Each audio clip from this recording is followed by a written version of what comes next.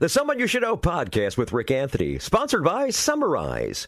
Repurpose podcast, webinars, and interviews for social media, websites, and email with the help of AI, all thanks to the help of Summarize. Hi, I'm Rick Anthony, and welcome to the Someone You Should Know podcast, the podcast that focuses on musicians, authors, and interesting people. We like to say we're making a difference one artist at a time. So sit back, have a cold one, and get ready to meet someone you should know. On the podcast this time, a songwriter and touring performer from the San Francisco Bay Area who specializes in comedy music. He's been featured on Sirius XM, The Bob and Tom Show, and also Amazon Prime. Recently released his version of Barry Manilow's classic Copacabana. It's unlike anything you've ever heard before. Will you please welcome my friend Phil Johnson and Roadside Attraction. How you doing, Phil? Good. Thanks for having me, Rick. I appreciate being here. Phil, I got to ask you, at what point in your life did you realize you had the ability to make people laugh? Was it when you were a child or a little later in life? No, way later in life. I came to comedy really late. All I ever wanted to be was the guitar player in a rock band. That was the only goal. Be a guitar player in a rock band. And I eventually then became the singer in a rock band after I couldn't find a singer to work with. And then as I had split up with some of my bandmates that I was working with at the time, and I just started dumping song ideas down on a recorder. And a couple of them were funny songs that the other guys had never wanted to do. They were way too serious for that. And so I was like, oh, those are fun. Maybe I'll do those as B-sides. Like once I'll put out a funny song and see what happens, you know. And then I started, so I had a couple of those funny songs, and I had a mentor back in the 90s, a guy named Tim Sweeney, who was kind of the godfather of indie music. And Tim would throw these big indie music conferences in Las Vegas. And one night we're sitting around a pool at a Las Vegas hotel, and everybody's playing songs for one another. And I was like, oh, what can I play that's a little different? Oh, I'll play Whale Blubber, one of these goofy songs, and see what happens. So I play Whale Blubber, which is a love song. And everybody the next morning was like, oh, we can't get that Whale Blubber song out of our head. You should lean into that comedy thing. And I was like, no. Those are trash songs. Those are B songs. And they were like, no, really. And then Tim himself was like, that's a thing that you could be doing here. And also you should go solo instead of working with your band. And I was like, no. That's not what I want to do. And I promised him I would do half solo gigs and half band gigs. And within 8 months, I was doing like 80% solo gigs just because they're easier and I can just say yes and show up to a place. And so I started throwing these little funny songs into my set. I also had a really bad habit at the time of forgetting my lyrics, and so, which I still do most of the time. And so I would start making jokes about it when I would forget lyrics, and we just started having fun. And when you start to get those laughs, it's a drug. You go, Oh, I like that. I need more of that. And so the intros to the songs started to become longer and longer and longer with jokes and things like that. Yes, the setups. And and I would have all the setups, and then I'd get into the songs, and people were really reacting to the comedy stuff. And so I was like, okay, a friend of mine, Groovy Judy, she heard about a comedy music show in San Francisco at a place called the Hyena Theater. Okay. Theater, big word for a room in an office building with some folding chairs, but that's what it was. And so I contacted them, and they put me on the show, and I had my 3 little funny songs that I was going to go do. And I think I opened, and the MC that night was a lady named Lynn Ruth Miller. And Lynn Ruth was 72 at the time, just starting her own comedy career. And she said, hey, I really liked your stuff. Would you want to come and play my sets with me? I've got a bit where I need a guitar player. And I said, sure, what are we doing? And she said, you're going to play Anarchy in the UK by the Sex Pistols, and I'm going to throw lingerie at the audience. And I was like, I can't say no to that. That sounds like a good time.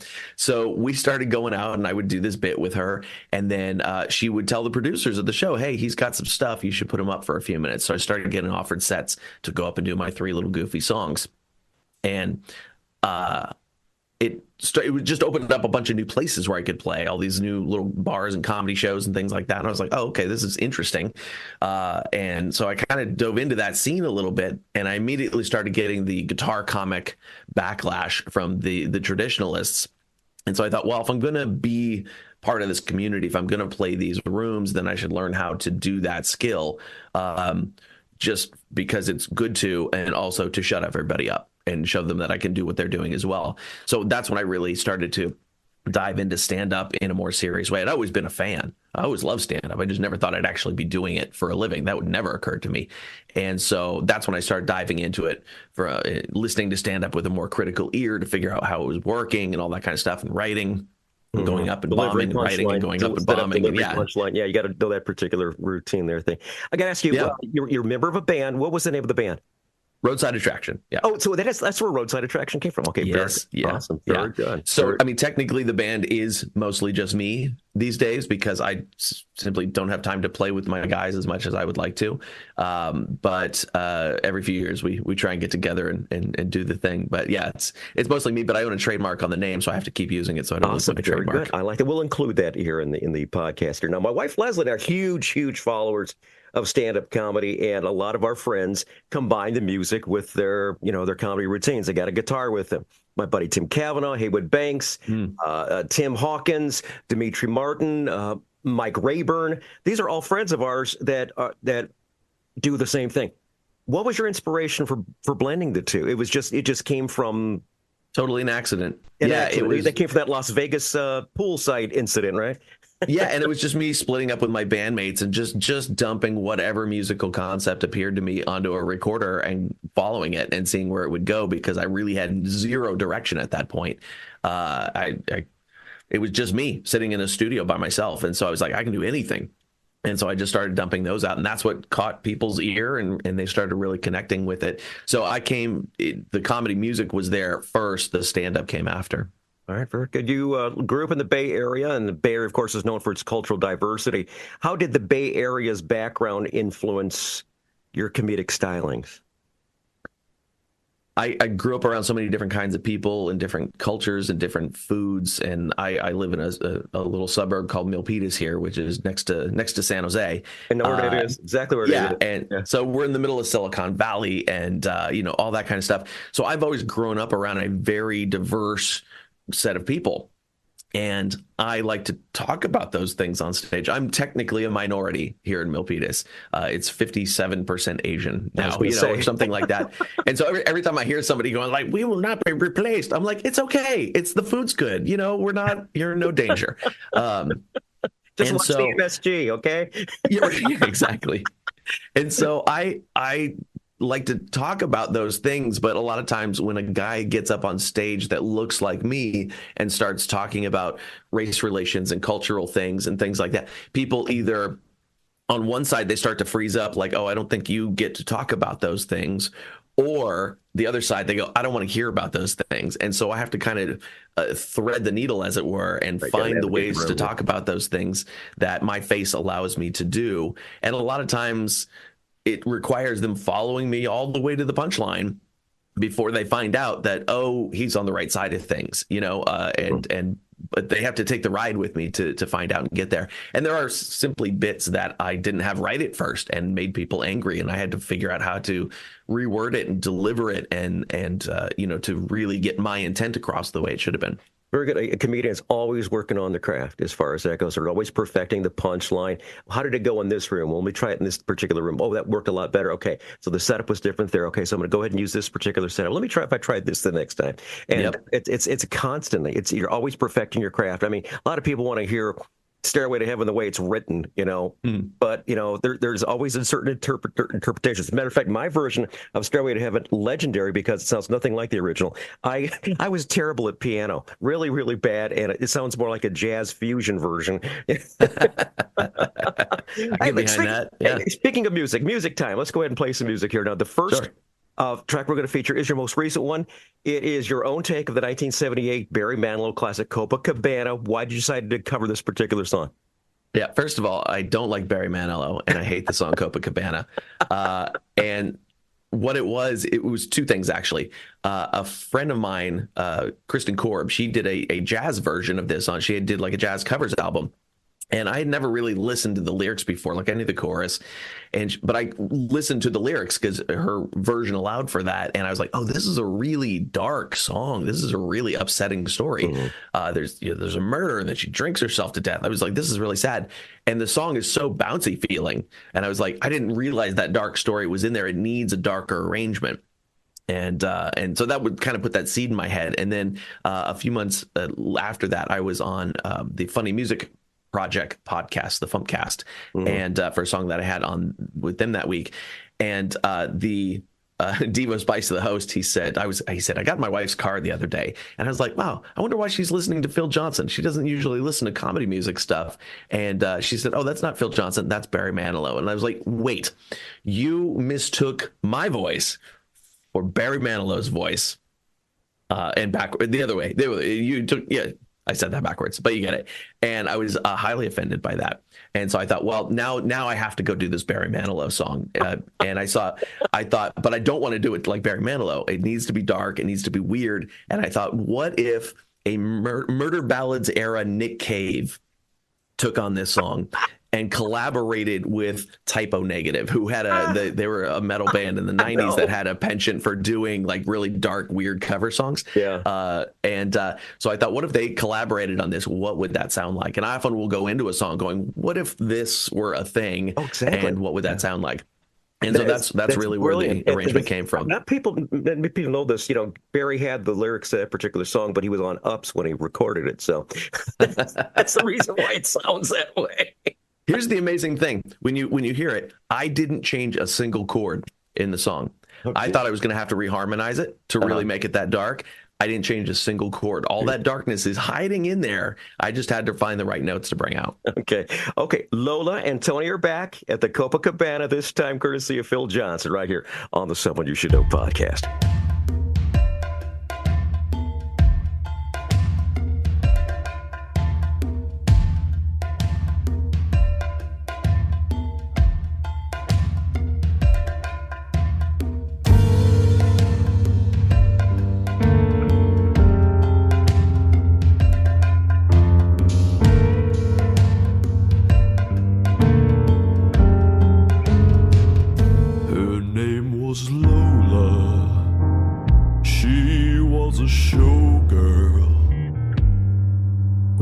Feathers in her hair and a dress cut down to there.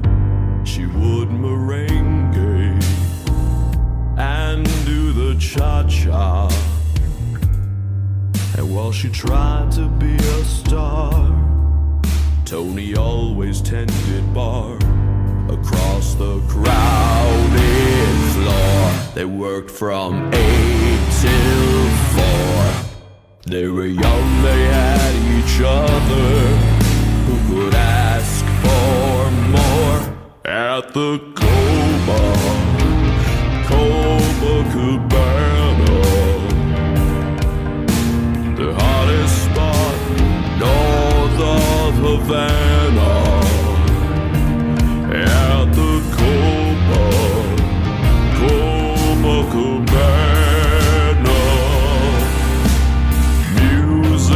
And passion were always in fashion at the Copa. They fell in love.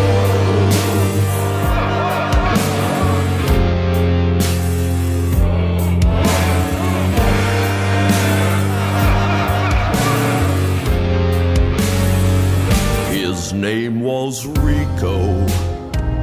He wore a diamond. He was escorted to his chair. He saw Lola dancing there. And when she finished, he called her over. But Rico went a bit too far. Tony sailed across the bar. And then the punches flew. Chairs were smashed in two. There was blood and a single gunshot.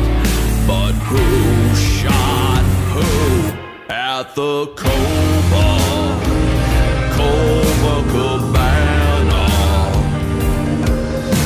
the hottest spot north of Havana. At the Copacabana,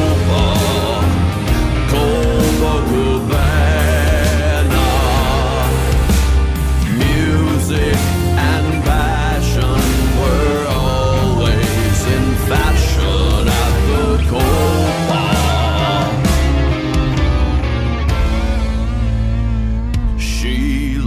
her love.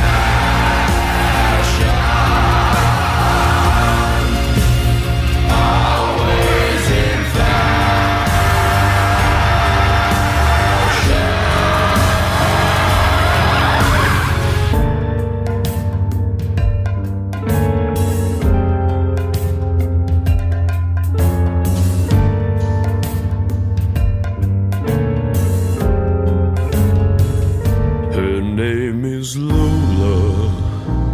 She was a showgirl, but that was 30 years ago when they used to have a show.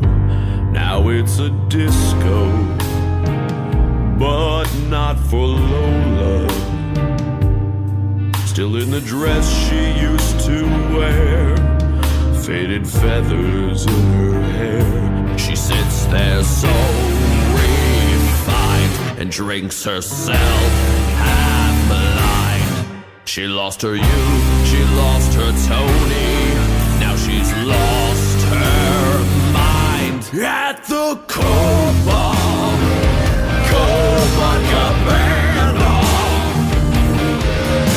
the hottest spot north of Havana. At the Copacabana,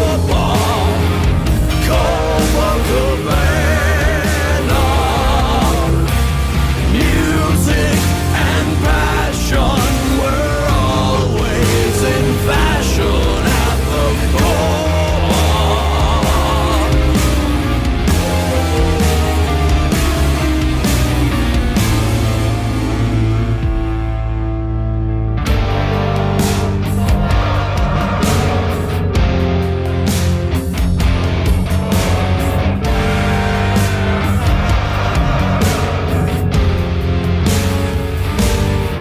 A different take on Barry Manilow's Copacabana, courtesy of my friend Phil Johnson and Roadside Attraction. Phil is our guest this time. More great songs and more great laughs coming up in just a couple minutes. But I want to say thanks so much for tuning into the Someone You Should Know podcast, heard on the web at someoneyoushouldknowpodcast.com. If you visit our website, you'll find our recent news, our archive of more than 190 episodes, and a whole lot more.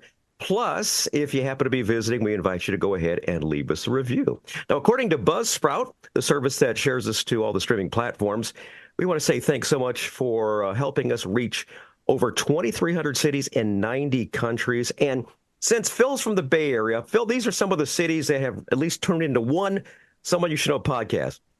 Alameda, Berkeley, Mill Valley, Concord, Palo Alto, Gilroy, Sausalito, Santa Rosa, Napa, Vallejo, Benicia, Fairfield, Vacaville, Davis, Walnut Creek, Dixon, Sacramento, and one of my favorite places, Pescadero, home of Duart's Tavern, where you can get a nice bowl of artichoke soup. That's so good.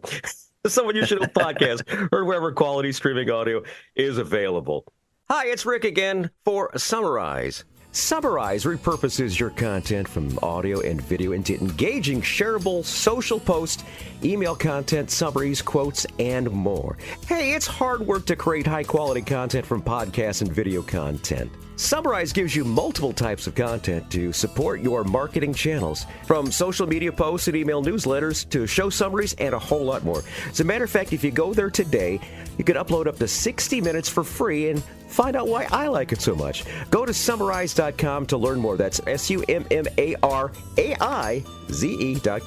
Thanks for listening, and now back to our podcast. Thanks for listening. We're talking to Phil Johnson and, of course, his band, the amazing Roadside Attraction.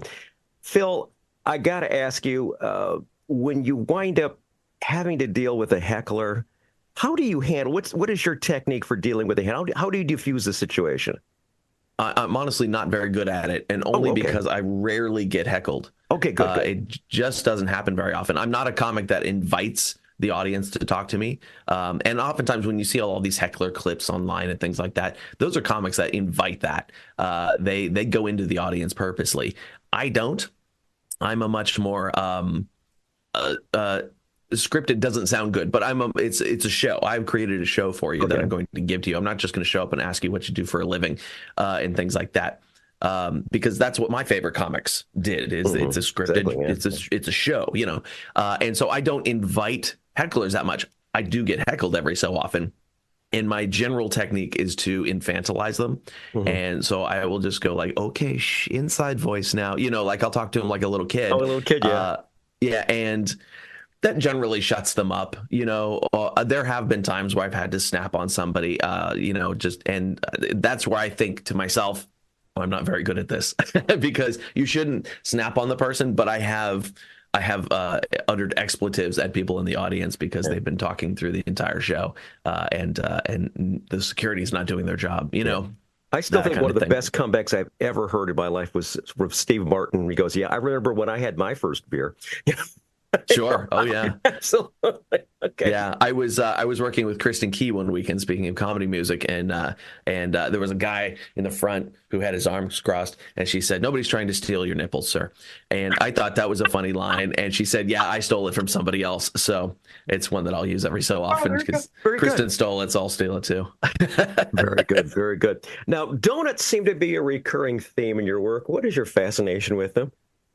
Addiction runs in my family. It's why I don't drink. I've never experimented with drugs.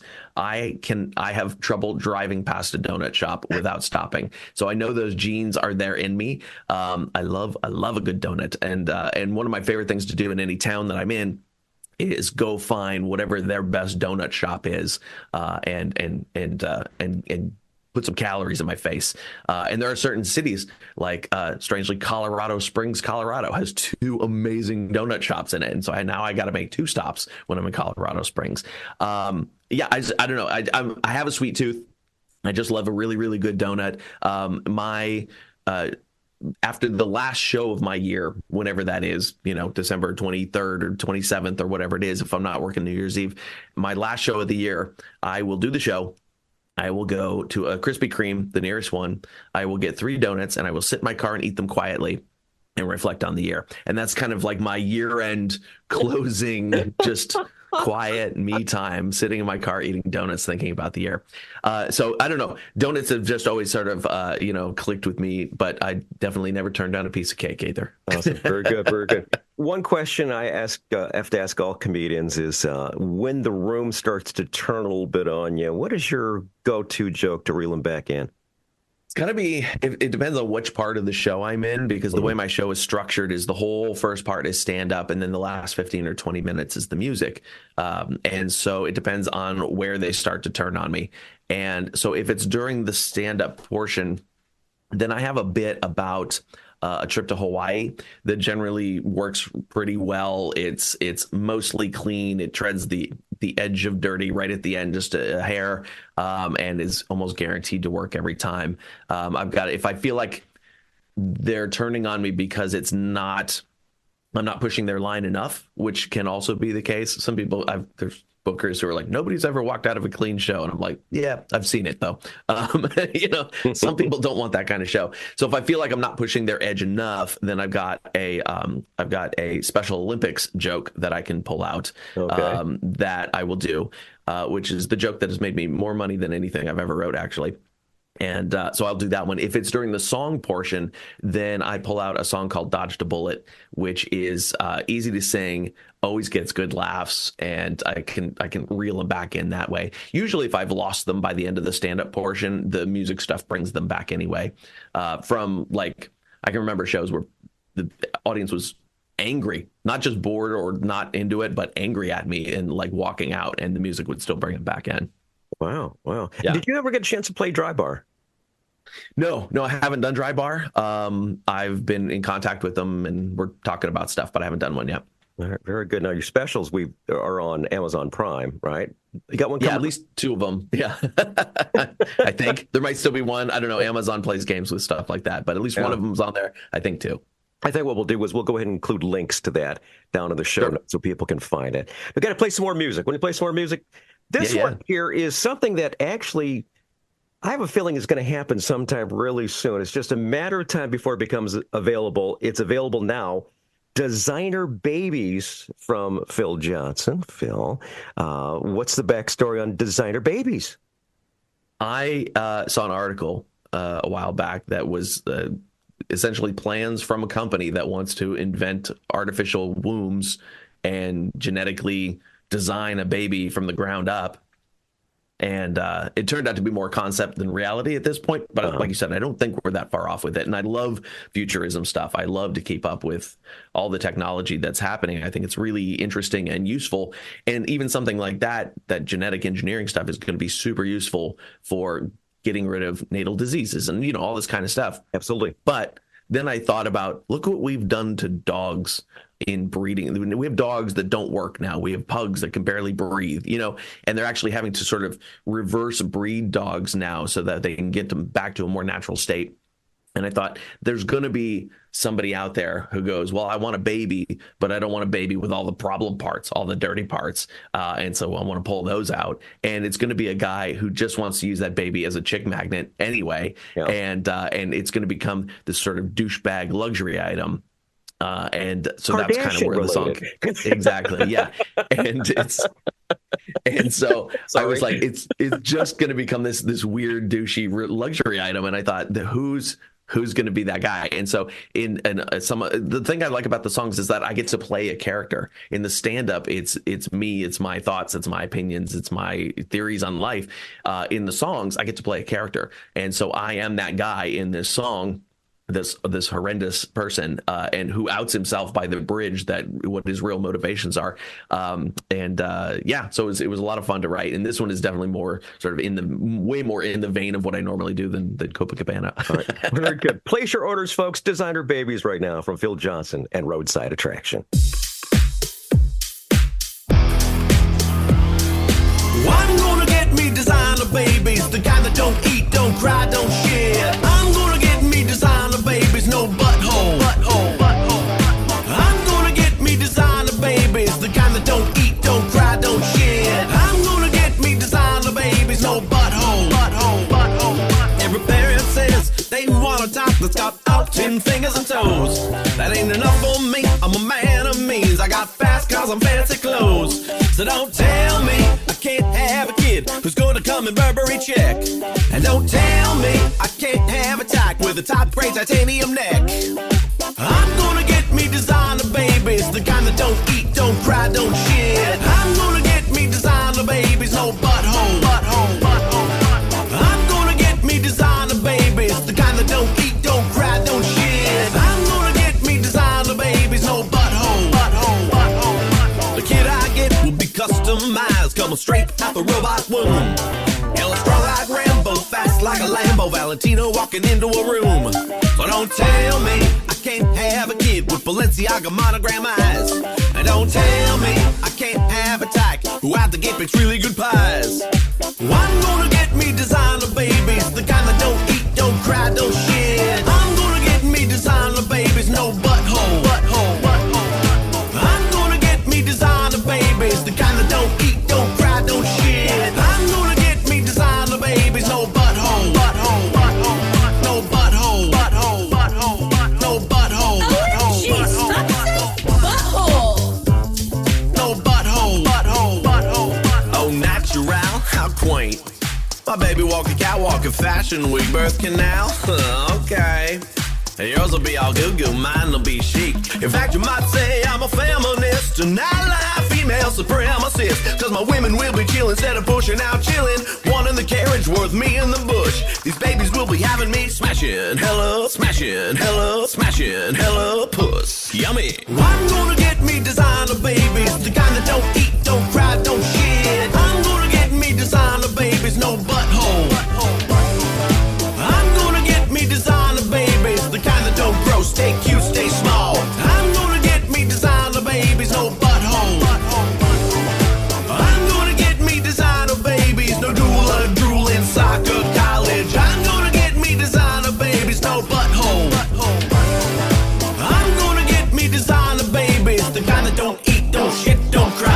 Great stuff right there. Designer Babies, Phil Johnson and Roadside Attraction. Phil's on board today to talk about his music, his talents, and the things that he's done through the years. Prestigious events and venues you played. Sundance Film Festival, Edinburgh Fringe Festival. That's some pretty nice things. How do you change things up for a big event like that versus the small stage? I don't generally. I try to stick to my guns as much as possible, and really just do what I do. The only time I'll make you have to make concessions if you're doing a corporate gig or something like that. There's still an element of reading the room, but I don't. If I'm not in danger of getting anybody else in trouble, then I will go full bore and do race material, religion material, sex material, whatever it is. It's always my job to find the audience's line. And sometimes the audience's line is not the same as the producer's line. That's when I generally get in trouble. But so when we were in Edinburgh, quite a while ago, I was with Lynn Ruth and we were doing throwing the lingerie at the audience. And then I was doing my goofy little songs and things like that. At Sundance, we had a friend of mine did a documentary called 800 CDs, which was about independent musicians. And the premise was you order 1,000 CDs and you've sold 200 of them. And now you have 800 CDs in your garage. What do you do with them? And so a whole bunch of us, we were in one of the side festivals at Sundance. And so we were up there and doing shows all over town during Sundance, and doing the interviews and things like that. Some of the worst interviews I've ever had to sit through. You're great at this. I can remember one during Sundance, and the guy did not shut up for the entire show. I didn't get a word in edgewise. And then at the end he went, "That was one of the best interviews I've ever had." And I was like, "Okay, you were interviewing yourself, basically." Yeah, he was interviewing. Yeah, I didn't say 2 words the entire time. I was like, okay, whatever. But yeah, so I mean, it's a matter of not so much changing up for the event, but just finding that audience's line. And there would be things that I could do at Sundance or Edinburgh that I can't do at a casino in Iowa. Right. And there's things I can do at a casino in Iowa that wouldn't work in the other place. Okay. So as much as possible, I try to stick to my show and I try to do what I want to do, but I may cut something short or go, okay, I'm going to pass that line tonight and just jump to the next bit or whatever it is. So it really becomes an in the moment kind of thing, unless it's something like, okay, I got to record something for Dry Bar tonight. So they have their list of rules of things you're not allowed to talk about. Yeah, we're going to design a set just for that, things like that. So yeah, that's always the game. Hey, awesome. Very good. Now, you, like say, you've performed at some prestigious events and everything has just gone absolutely perfect. The other side of the coin is something we call tales from the road. These are these infamous road stories. But things didn't go quite as planned, kind of your Spinal Tap moment. Phil, I'm going to put the spotlights on you, buddy. What would you say would be your tales from the road? Yeah, I mean, it's one of those things that this is what happens in comedy green rooms, is just comics trading stories like this. I think one of the worst ones I had was I was on a tour through Idaho and Montana for a producer named Dave Tribble. They were called Tribble Runs. And Tribble Runs where you cut your teeth as a new comic on the road, at least here on the West Coast. They were notoriously difficult. Some of the rooms were great, but you had to do the garbage rooms to get to the great rooms. Yeah. And it was always a 6-hour, 8-hour drive in between shows.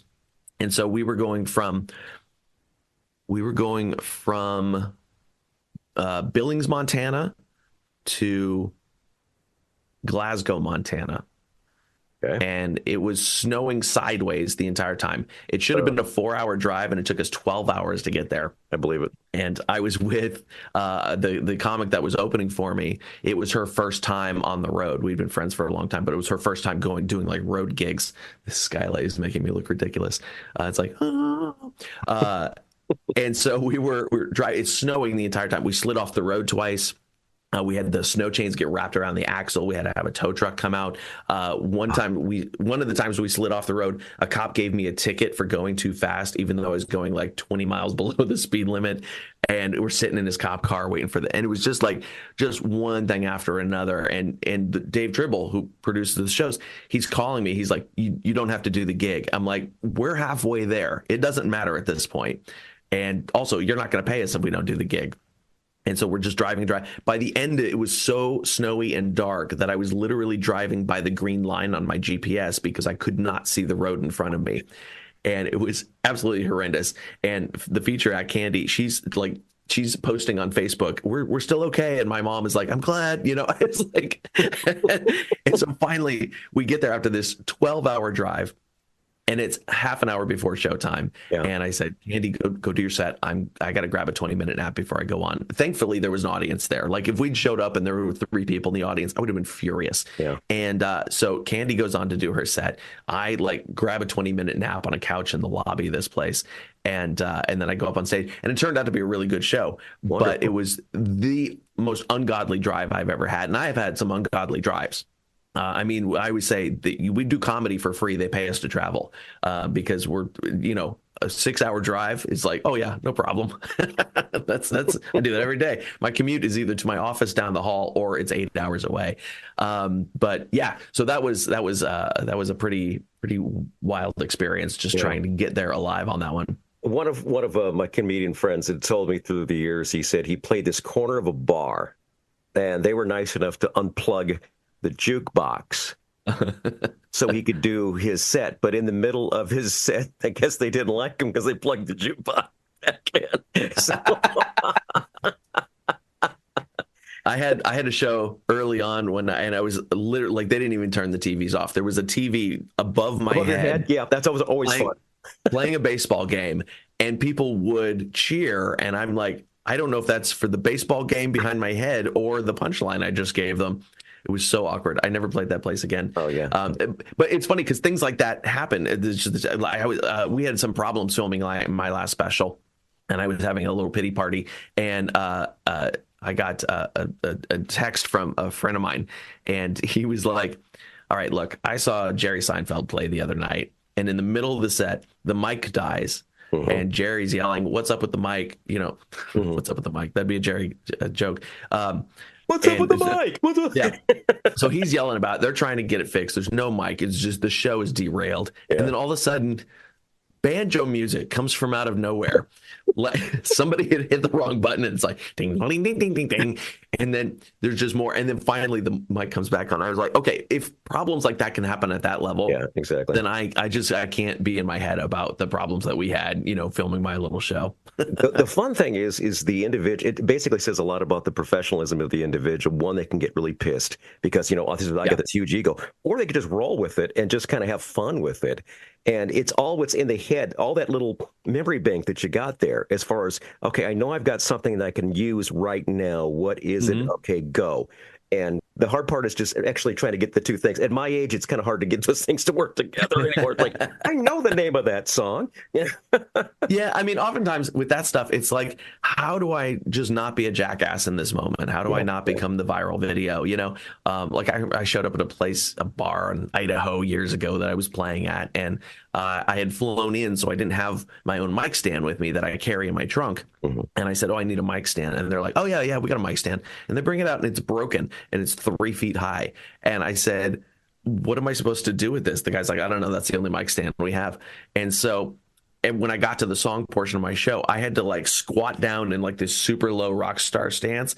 And I was getting a great thigh workout. And I just did all the songs down that low. We just kept laughing about it and doing jokes about it. And it was absolutely ridiculous in a very slapstick kind of way. So I try to, if something like that happens, I'm like, what can I do to, get a laugh out of this right now?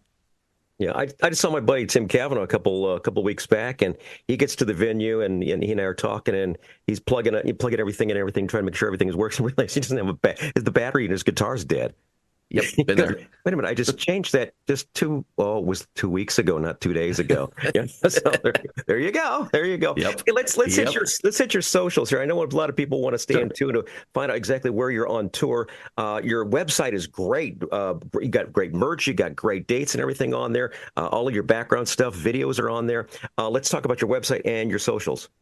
Yeah, so it's PhilJohnsonComedy.com, and I'm at Phil Johnson Comedy on all the places except for YouTube, where it's Phil Johnson Funny, because Phil Johnson Comedy was too long. So YouTube is Phil Johnson Funny. Everywhere else is Phil Johnson Comedy. So we'll include those down in the show notes because we don't want you to miss an opportunity to see this guy. He's really funny. He's very entertaining. He's a great guy. Come on, let's give him some love, all right? All right. Final track we're going to feature is called About the Happiest Place on the Earth, except for maybe your wallet and your 401k. Your thoughts on taking down the mouse? What's your thoughts, bud? I have had a lifelong love-hate relationship with Disney as a company. Mm-hmm. Mostly love. I grew up with Disney. It was my first big vacation with my parents, and they surprised us and took us to Disneyland. And I lived on all the movies.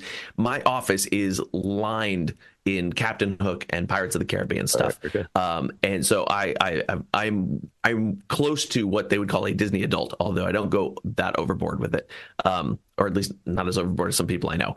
But it's also a big corporation. I admire Walt. I admire the creativity. I admire the artistic integrity of what they do with the theme parks and the movies and all that kind of stuff. I love that kind of stuff. But at the same time, they are a giant price gouging company. And so I was like, I should write a song about like the secret ways that they make money from people in the park. Just the hidden ways that people don't even know they're being made money from, So I wrote this song, and I wrote it years and years ago. And it was in my first or second comedy special, I think, of just the solo acoustic live performance version of it. And then I kind of rediscovered the song during the pandemic because I was kind of really digging back into my song catalog for live streams and things like that. And I rediscovered it. I was like, oh, this song is fun. I should do a studio version of it. So I went into the studio and I was like, I can't just do the version I've been doing. I need to reimagineer it, as they would say, and really plus it up and do some different stuff with it. And so I kind of even went outside of some of my own musical comfort zones to play with this one and really do some different stuff with it. And I really like there's a ton of little musical Easter eggs in it. And I just popped a whole bunch of ear candy in there, and I thought it was fun. It is a great song and a wonderful thing to wrap up our show. Phil Johnson's been our guest, man. He's been really entertaining.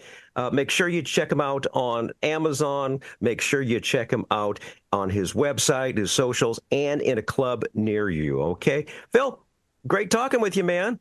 You too. Thank you for having me.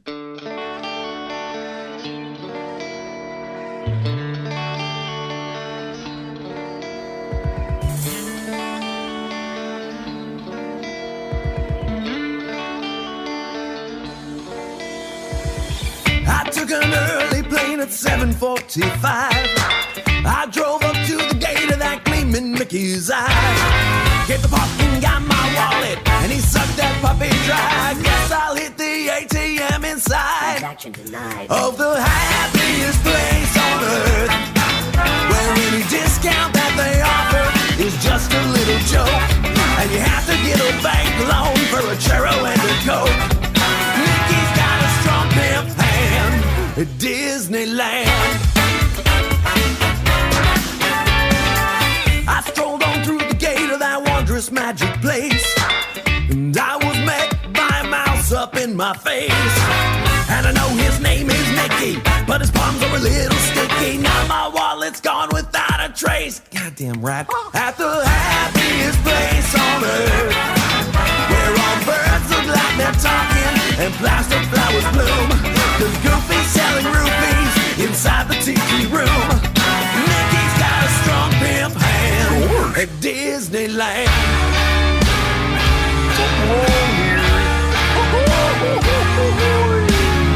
All I wanted was a t-shirt. Why does my butt hurt? Minnie Mouse is a big flirt. Just put the money on the dresser, and if you can't pay your way in, beware of Mickey's hitman. There's 7 of the little kin. Jumpy, grumpy, bashful, sleepy, sneezy, doc, and trigger happy. I stepped onto a boat to hear the children sing. It's a small world, it's such a sweet refrain. Then I saw something that had me quite confused. A bunch of them were making tennis shoes. Just do it! At the happiest place on earth, until you lose all of your money playing cards with Donald Duck. And for just a little honey, Winnie the Pooh will get you a good time. Mickey's got a strong pimp hand at Disneyland. got a strong pimp hand at Disneyland.